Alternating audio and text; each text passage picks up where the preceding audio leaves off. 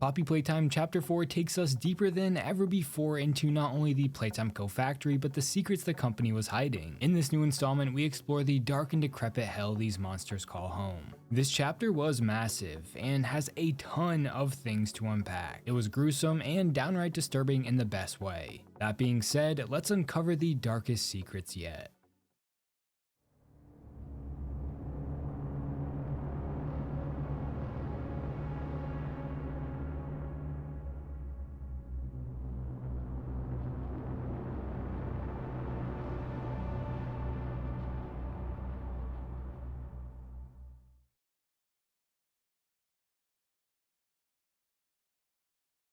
The chapter opens with a VHS tape in classic Poppy Playtime fashion. This is a Doughy the Dough Man commercial, however it cuts to a young boy named Jack receiving a Doughy the Dough Man toy on Christmas of 1992. Along with this toy, Jack also gets an invitation to the Playtime Co factory. A friendly tour, what could possibly go wrong? The tape cuts again, this time showing Jack and his family walking along the catwalks above vats of dough, when suddenly Jack leans over the railing a little too far and falls in. This tape shows us what happened that led to the bigger bodies version of Doughy the Dough Man, a brand new character that we will soon meet.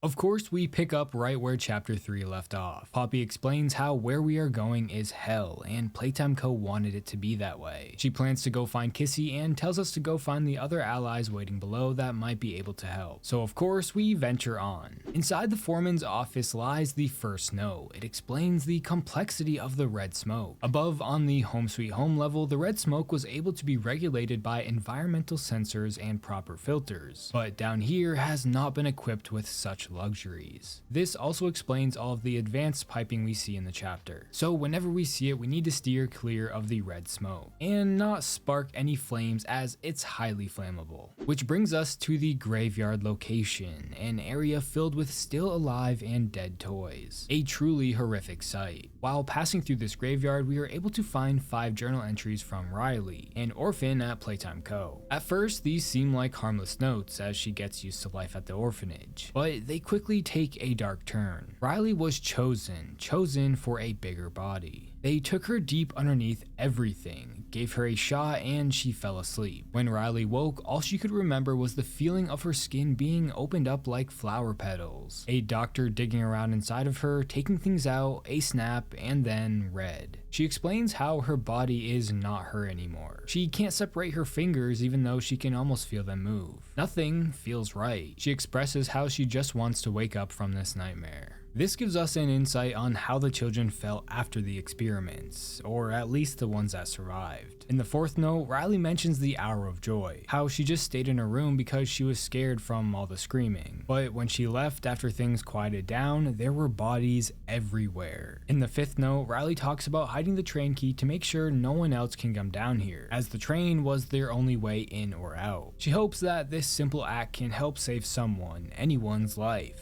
even if it's just one person. It's clear from this last note that Riley was truly a good person even after her transformation. She cared for others and wanted to do good, even if it was just a small act. Sometimes the smallest action can make the biggest impact, and Riley seemed to be living proof of this. Unfortunately, Riley's fate was like most of the other bigger bodies. We find presumably her, or what's left of her, and the key she had been talking about in the note. As we can see, she was just like the other experiments, human anatomy inside a toy, hence the fur. As to what her toy was, I'm not entirely sure. This is a pretty gruesome scene and we've never seen anything like this before. And to be honest, I think it's awesome. Riley took the key with her to her grave, a small act in hope to save lives. But of course, we the player are on a mission, so we take the key. After solving a puzzle, we step inside the cell to take the train. The door shuts and Dr. Harley Sawyer speaks to us and informs the player that he is watching and there is no place to hide.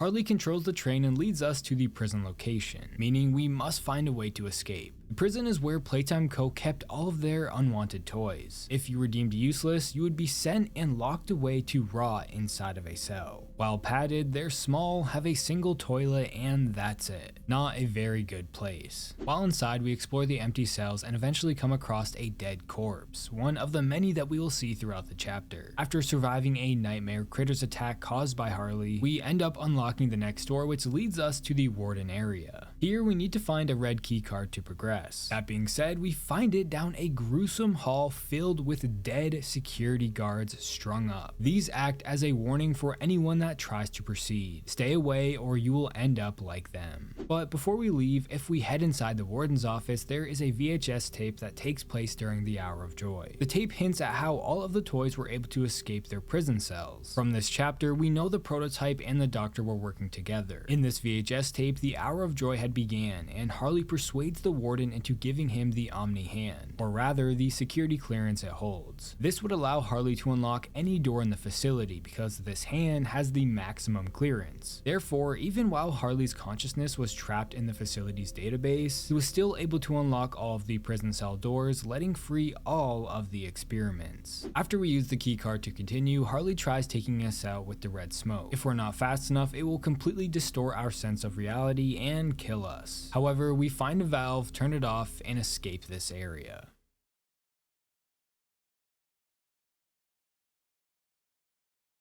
Next, we enter the containment zone. Certain experiments would be brought here to be observed by the scientists. While inside, they would often be chained up and forced to do as they were told. In one of the rooms, we find a prisoner profile for experiment 1163. This is of course Pianosaurus. It explains how 1163 lacked all typical human qualities. Rather, it was more of a rabid animal. It would snap at everything, eat whatever fits inside of its mouth, disobey orders, and above all, it couldn't even play the correct piano tune as its toy counterpart. Therefore, 1163 was useless, and this was the last of its kind. When entering another one of these rooms, Harley speaks to us again and explains that we are different than the average employee. We interestingly took out the other experiments, but now he has something a little different. Yarnaby. This of course is Dr. Harley Sawyer's guard dog, if you will. In order to progress, we need to sneak by Yarnaby, but not without a little help from a special friend. While sneaking around, we find another very important tape. This tape is a conversation with Leith Pierre, Eddie, and Stella. They talk about the problems with Harley, how his bigger body's initiative is a money hole for the company, and he doesn't listen to anyone anymore. Eddie says he needs to go, and suggests they kill Harley. After all, this wouldn't be the first time they made someone disappear. However, Leith goes on about how Harley is still needed for obvious reasons. So they can't kill him, but they can knock him out of the equation. So Leith has an idea, implying that it was his idea to turn Harley into what he is today.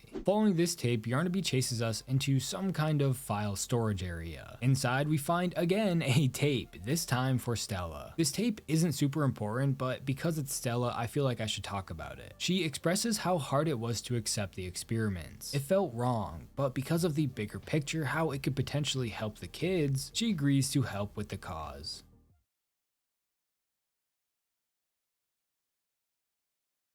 Following these two tapes, when trying to cross a ledge, we fall right into Pianosaurus's enclosure, or rather his cell. Considering he's known to be a rabid animal, he turns around, sees us as food, and begins to charge. However, it gets grabbed, thrown around, and eaten by a mysterious character. That was the one and only time we will ever see Pianosaurus. This mysterious figure comes out and introduces himself as Dowie. He encourages us to follow him to Safe Haven. Along the way, we find the theater incident VHS tape. Now, this tape doesn't exactly tell us what happened, but it does say the culprit behind the incident was obviously Harley. Even the cleaning crew could tell. There were a total of 66 bodies. Honestly, this tape doesn't reveal much, but it does hint that something big was coming for the company. While following Dowie, he takes us through the prison yard, and when we try to unlock the door, he tells us a Playtime Co. secret. If anyone misbehaved, they would bring the experiments here with little food. The guards would then hysterically watch them fight over it, meaning some of the experiments would go hungry. The next day, they would work,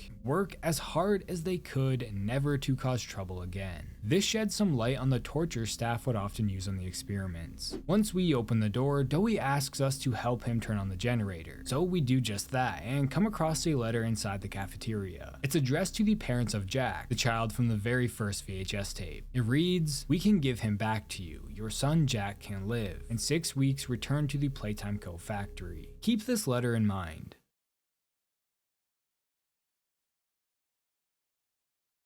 While making our way to the safe haven, Kissy and Poppy pull us into a hole in the wall, when suddenly the prototype walks by. It's only his silhouette. There's even a file of this and there's no texture, so clearly they still want to keep the prototype's appearance a secret. But this is the most we have ever seen of him. He walks around on 6 spider-like mechanical legs, and he is massive to say the least. I wish there was more to say, but that's all we get to see of him in the chapter. Following this tense encounter, we make it to safe haven. Originally, this location was designed as a defensible central location for security staff, equipped with blast doors, defenses, and multiple emergency entrances and exits. It even has its own independent electrical network, and a generator that keeps it completely self-sufficient from the rest of the factory. It was essentially a safe place for staff if things ever got out of hand, but now the experiments have turned it into their own safe haven. It keeps them safe from the doctor and the prototype. This is their home. All these still alive friendly toys take refuge here. Now Poppy begins to speak with us, and what she says is extremely important. The orphans were not killed during the hour of joy. They were taken below into the labs where the prototype resides. They are all still alive, but sleeping, rather in a hibernation state from likely the red smoke. So the plan is to stop the prototype and save all the orphans, fill the foundation with smoke and line it with old mining dynamite. When everyone is out safe, blow the place sky high with the prototype still inside. It's interesting that Poppy knows all about where the orphans are, but I'll talk about this more later on. We meet back up with Dewey, and he explains that the doctor is able to control everything because of the Omni hand, like I mentioned in one of the previous VHS tapes. Dewey tells us we need to stop the doctor and take the Omni hand. Having the hand will allow us to fix the generator and keep the toys safe, and progress with Poppy's plan. However, Dewey is slightly conflicted about her plan. Burying everything just to stop one person doesn't feel right to him, and asks us just to think about it. Next we find a VHS tape with Poppy and Ollie talking. It's a very heartfelt conversation, and explaining it won't do it justice, so I'd rather you just listen. Did the bad men hurt you? There's nothing more they can do to hurt me. Nothing more than what they've already done. Something's bothering you, Poppy. Just tell me what you're feeling. Please, just talk to me honestly. Talk? Talk? You want me to talk? Yes, I... Who talking to, huh? Will talking to you make them stop? No, I'm scared, Ollie. Is that what you want to hear? I'm scared, and I'm angry, and I really don't know what to do. The bad men don't say what they want. They don't listen. They don't care how much anything hurts. It's been weeks and weeks of taking things out and putting them back in, and taking things out and putting them back in. Over and over and over. Nothing's ever gotten better, and it'll never get better.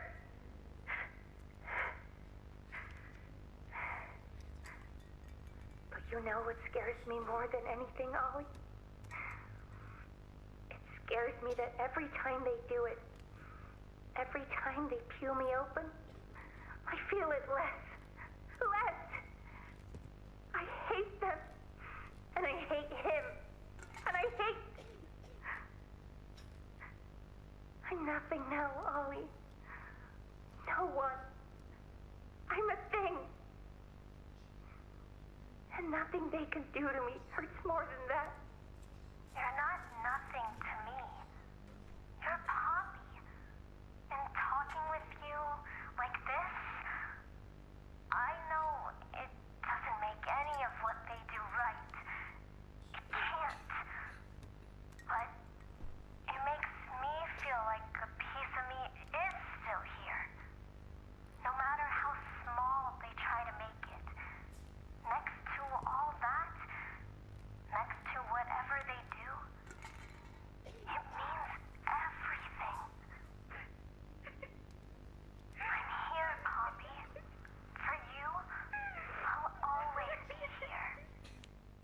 From this tape, it's clear Ollie is or was a true friend to Poppy, which explains why they have such a good relationship already. I think this also shows that no matter how hard life can get, having someone that cares about you can be the light you need to get you through even your darkest days. It's clear Ollie was Poppy's light, a friend. This is important later on. It's also important to mention just how dark this really is. It scares Poppy the most that she's becoming less and less human with each procedure. It makes you think if every experiment feels this way.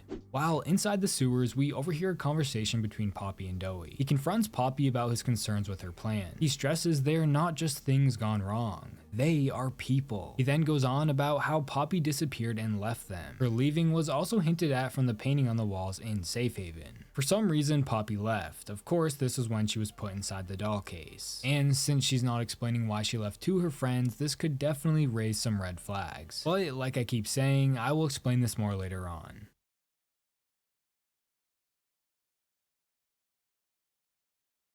Now, while inside the Foundation, we come across a VHS tape for Project Doey. We learn about Subject 1322B, Kevin Barnes, otherwise known as a problem child. He excels physically, but also has a temper. Now, in this room, we also find a report for Subject 1322C, Matthew Hallard. He is very kind and thoughtful, and all-around great kid. He isn't the smartest, but makes up for it with his charm. This tape, along with the note, reveals that Doey the Dough Man was made up using 3 different boys' consciousness. Jack Ayers, 1322A, the boy from the beginning of the chapter, Kevin Barnes, 1322B, and Matthew Hallard, 1322C. Doey was an experiment for multiple assigned roles. He is made up of 3 different personalities, hence the 3-arm design on his body. So staff had to be careful as 900 pounds of dough could change personality at any moment. This is why Doey seems a little off throughout certain times in the chapter. Now, while venturing deeper into the facility, we come across Yarnaby again, as he chases us away from the door that leads to the doctor. Like I said before, Yarnaby is a guard dog to him, so it makes sense that he's literally guarding this door. We end up playing a very tedious game of cat and mouse while powering on different computers to unlock a door. Yarnaby ultimately finds us and chases us over what seems to be an incinerator, although he gets caught on the chain and catches on fire as he falls to his death. This is the last we will see of Yarnaby. Getting closer and closer to the doctor, we find ourselves inside Playtime Co.'s morgue, a place where they would presumably get rid of the dead orphans. Although we can also see what looks to be Harley Sawyer's still active lungs from his body. We need to destroy them, but before doing this, Harley explains that Poppy might not be as innocent as she seems. This is an attempt from Harley to try to stop us from taking him out. He's trying to turn us on Poppy and the other experiments. Now, this of course doesn't work, and we use the plug to destroy his lungs. One of 3 body parts down. Next, we enter the secondary labs. This location is where they would bring experiments who didn't cooperate. Here, they would rip them open and try to salvage something useful. That being said, to progress forward, we need to find a code using the dead experiment numbers, and while searching, we find the VHS tape from when Harley Sawyer woke up in his new state. This also reveals Harley's new purpose. Leith explains Harley's new job is to give the lab boys answers whenever they need them, and to carry out procedures when he's told, meaning Harley is now trapped inside the database of Playtime Co. with nowhere to go, forced to work forever without say. You probably also noticed Harley will speak to us, pleading to us to stop what we are doing. He doesn't want Poppy's plan to work because it will destroy everything he's built. It will destroy the success of the Bigger Bodies initiative. As he says in his own words, what he fights for actually gains humanity something. He believes the initiative will save humanity. After entering the correct code, we end up destroying another one of his organs, and then the last piece being his brain. His consciousness powers down and Dr. Harley Sawyer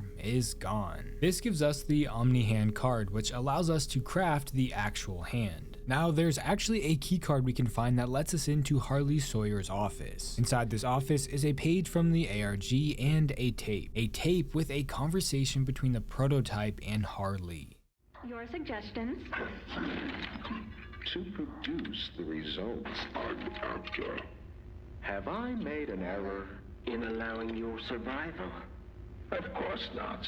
We just need more time to perfect that. Time is precisely what we do not have. Then I suggest you find some more. That will give me labs access. At least with the two of us. That is out of the question. You will still want. Fine. But you have no staff, virtually no test subjects. It's hardly ideal conditions. Even when this place was fully operational, we were beating our heads against this. You can't expect to do it on your own so quickly. The situation necessitates it be done quickly. I'm just giving you the facts. And the fact is, we need more time, or this isn't going to work. I can only be reactive up here. Then of what use are you? You know I'm still your best shot at cracking that secret. If I weren't, you would have already killed me. A sound observation. Yes, you have made yourself useful. Provide me More options.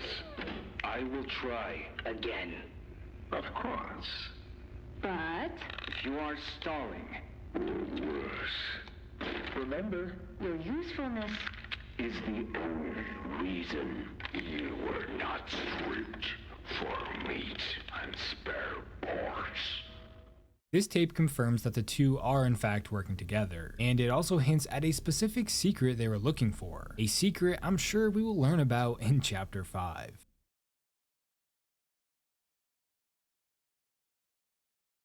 After defeating the Doctor, we head back to Safe Haven with the Omni Hand, but the prototype is now on the loose, so he leaves to try and stall while Ollie helps us repair the generator. With it fixed, we continue with the plan, but along the way we find a VHS tape about Jack's parents seeing their son again after his accident of falling into the dough. Remember the letter asking them to return? Well, this is what happened. Is that him?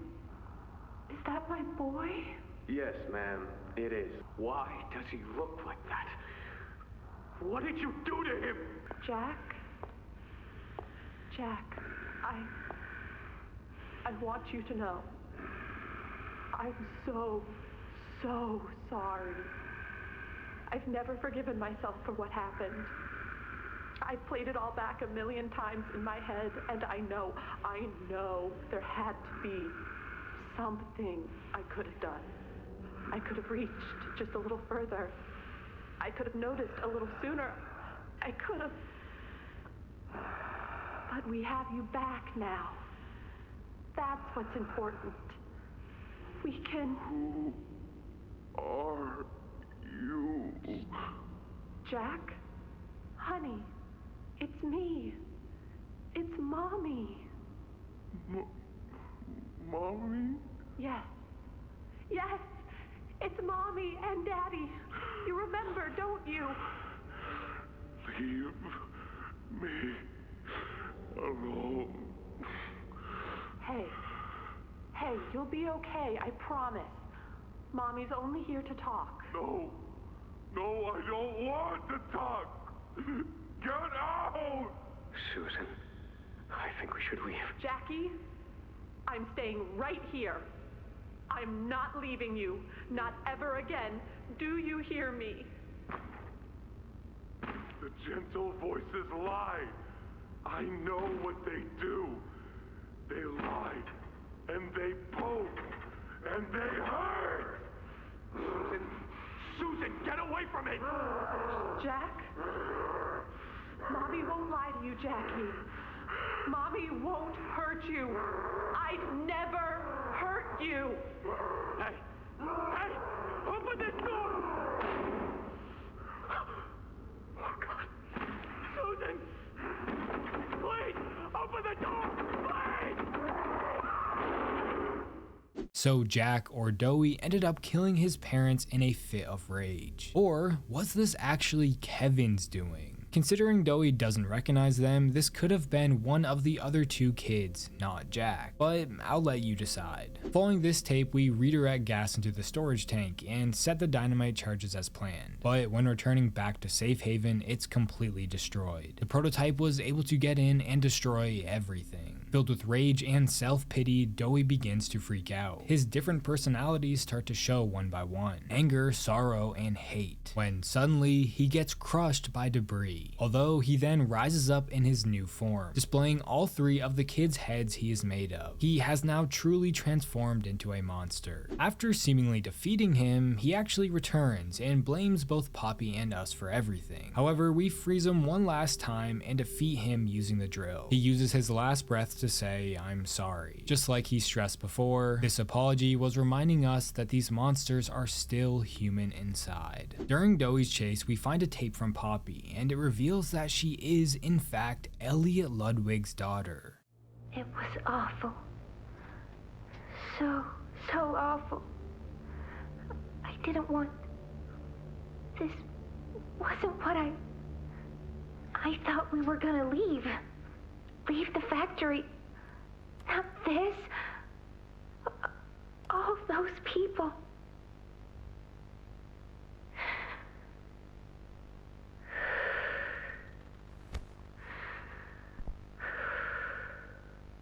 Prototype says we can't leave. Not now, not ever. I hate him. I hate him, and I hate this place, and I hate that he's... right. He explained everything, and he's right. We can't leave. It's too risky. What they did to us, we can't ever let it happen to us or anyone ever again. Doesn't make me feel better about the bodies, though. What he was saying about them. I know there's not really another option. The toys will starve otherwise. They'll die. But it's still disgusting. I wish you were here, Dad. I could really use one of your talks right about now. You'd know what to say. When you were running this place, you always knew what to say. I miss you. It seems like this was a log allowing Poppy to vent her feelings. At some point, likely when she left Safe Haven, Poppy went and spoke with the prototype without anyone knowing, maybe to find common ground so they could live in peace. But clearly it didn't work, and she was put inside the case. This tape also reveals that her plan is to actually take everyone down and not just the prototype, despite what she told us earlier. Poppy is lying, just like Harley warned us about. She then goes on about her dad, Elliot Ludwig, how when he was running this place he always knew what to say, and she misses him. So maybe Poppy isn't actually evil. Maybe she just wants to truly burn this place down to stop all of the pain.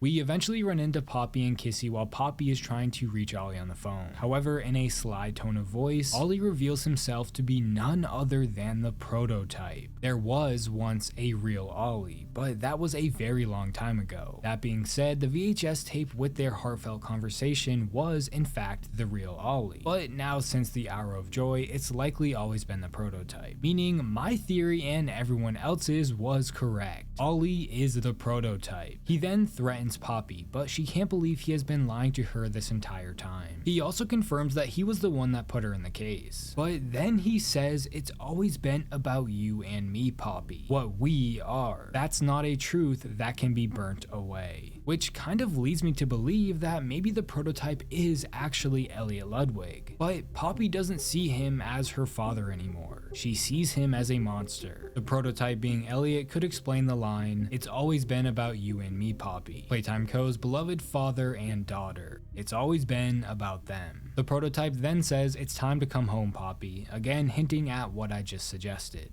Panicking about returning to the case, Poppy runs off when suddenly the floor collapses. Kissy tries to save us, but her arm rips off and we fall down. Upon waking up, we find ourselves at the entrance to the actual labs. It's lined with rows of poppy flowers, which need no explanation as to why they're here. Seeing all these flowers was incredible and yet very eerie. Inside the next room, we find find a tape similar to the first tape from chapter 1. Leith maniacally teases that whoever is watching this to go inside the lab and tell someone you're lost. They'll be glad to help, when in reality, this would likely get you killed for just knowing about it. And Leith confirms this. He laughs and explains how the labs are the single most high security, high clearance section of the whole factory. If someone finds you down here, you will be shot. No questions asked, plain and simple. This is a very sharp contrast to the tape from chapter 1. However, this perfectly mirrors that moment as we see what looks to be Kissy Missy walking towards us, but rather it's revealed to be none other than Huggy Wuggy, meaning Huggy survived the fall from chapter 1 and has returned to do his job, the reason he was made: security. This is a perfect full circle moment. Leith mentions security and Huggy arrives just like chapter 1. Huggy is back, the icing on the cake and the perfect way to end Poppy Playtime chapter 4.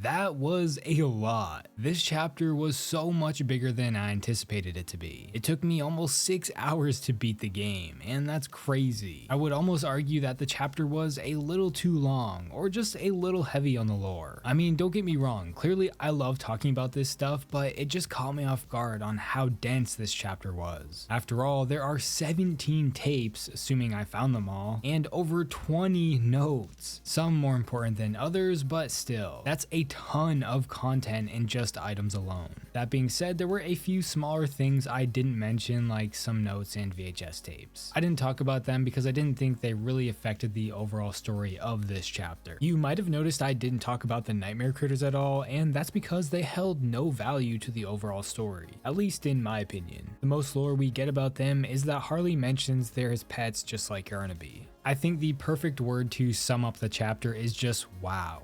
Wow in every way. It wasn't perfect by any means, but that's okay. It was still incredible and I can't wait for chapter 5. I will be making other videos explaining each character in detail and their backstory, as well as a few theories, so make sure to stick around for those. What did you guys think of Poppy Playtime chapter 4? Let me know your thoughts in the comments below, and if you like horror game content like this, please consider subscribing. Also, I just made a Discord server, so if you want to chat with me, I recommend joining. And if you want to support the channel more, you can become a member. Don't forget to follow my Twitter at TerrifyT. Thanks for watching.